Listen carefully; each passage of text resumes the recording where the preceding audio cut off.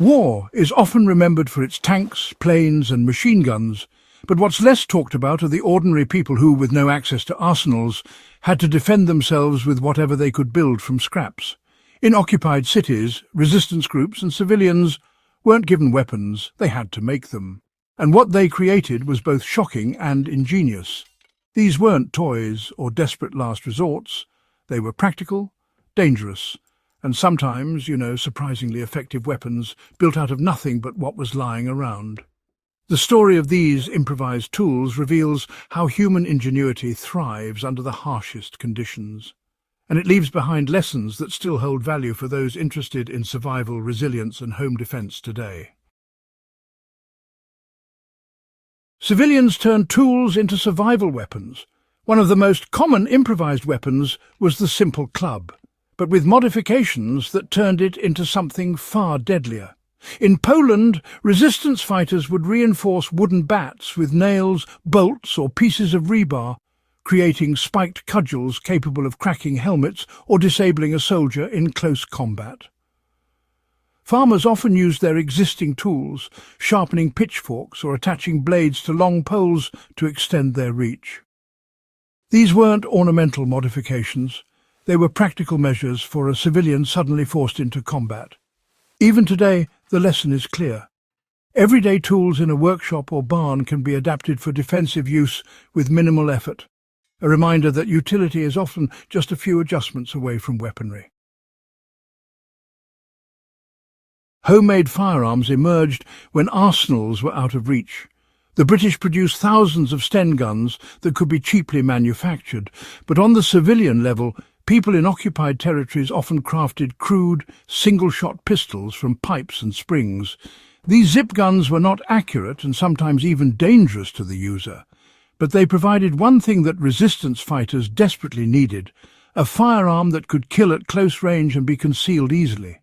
Step by step, these weapons were usually built from steel tubing for barrels, blocks of wood for grips, and salvaged springs from old machinery. For survivalists today, the principle is worth studying. Even in the absence of conventional weapons, the ability to improvise from mechanical scraps can make the difference between defense and helplessness. Explosives were built from kitchen and farm supplies. Improvised explosives became the cornerstone of sabotage operations.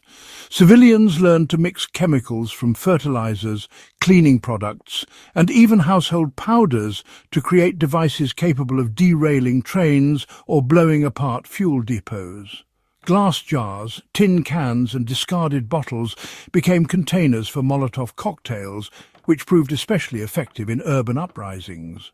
The Warsaw Uprising of 1944 showed how civilians could take back parts of a city, even against tanks, by combining gasoline with simple wicks. These weapons didn't require military stockpiles, just courage, resourcefulness, and knowledge of chemistry. For modern preparedness enthusiasts, this highlights the importance of understanding the dual-use potential of everyday substances and how knowledge itself can be as powerful as equipment. Traps and defensive measures gave civilians a chance. Weapons weren't always handheld, Civilians also relied on traps to defend homes and neighborhoods. Hidden pits lined with sharpened stakes were reported in rural areas where resistance fighters tried to slow enemy patrols. Wires strung at neck height across alleys could knock down enemy soldiers on bicycles or motorcycles. Even ordinary doors were rigged with improvised shotgun traps triggered by strings or weighted mechanisms, offering defense in situations where manpower was scarce. These measures, though crude, demonstrate how an environment can be reshaped into a defense system with limited tools. In modern terms, this translates into practical home defense thinking, knowing how to turn terrain, choke points or simple mechanisms into deterrents. Civilian ingenuity proved that scrap could rival steel. The most striking part of these makeshift weapons is not the violence they carried, but the resilience they symbolized.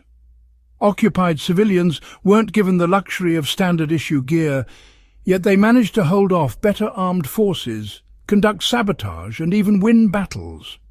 What tied all of these inventions together was the ability to look at scrap metal, broken tools, or discarded bottles, not as trash but as resources. This mindset, seeing hidden utility in the overlooked, is what makes these stories so valuable today. Whether applied to survivalism, preparedness, or even practical home defense, the principle remains unchanged. Creativity and determination can turn scarcity into strength. Lessons modern survivalists can take from World War II civilians. The weapons of World War II's civilian resistance might seem outdated compared to modern firearms, but the underlying strategies are timeless. Start by looking at the tools around you and asking how they could serve in multiple roles if resources became scarce. Learn simple mechanics, basic chemistry, and tool modification skills, because knowledge is what allowed ordinary citizens to outthink occupiers. Think of the club reinforced with nails, the zip gun pieced together from tubing, or the bottle turned into firepower. All examples of resourcefulness born from necessity. For someone preparing today, practicing this mindset in small steps, like reinforcing a wooden handle, making simple mechanisms, or testing homemade traps on non-lethal levels, keeps the spirit of civilian ingenuity alive. The hidden ingenuity of civilians during World War II is more than just a historical curiosity. It's a survival manual written in blood and desperation, showing how ordinary people defended their homes and fought back against overwhelming odds. These improvised weapons weren't polished or glamorous, but they were effective because they were built with intent and courage. For those interested in survival or history, the lesson is clear. Strength doesn't always come from access to arsenals, but from the will to adapt and create with what's available. If you found this exploration of World War II's civilian weapons useful and eye-opening, make sure to subscribe to Backyard Wisdom and share this with fellow history enthusiasts. More forgotten strategies and survival lessons from history are coming your way.